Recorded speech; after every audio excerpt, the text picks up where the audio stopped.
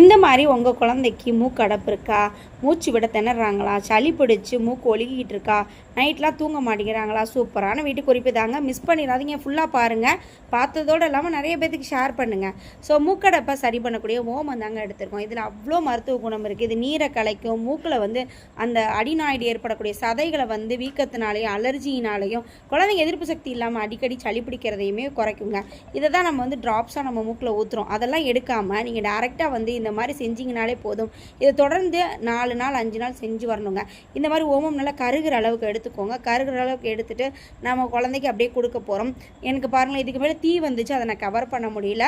So ஓமம் நல்லா கருகிடுச்சு, எவ்வளோ புகை வருது பாருங்கள். அந்த மாதிரி புகை வர்ற ஓமத்தை எடுத்து ஒரு டம்ளரில் போட்டால் தான் புகை கரெக்டாக மூக்கில் போகும். ஸோ குழந்தைக்கு நல்லா கவர் பண்ணுற மாதிரி மூக்கில் வைங்க. இது ஒன்றுமே செய்யாது.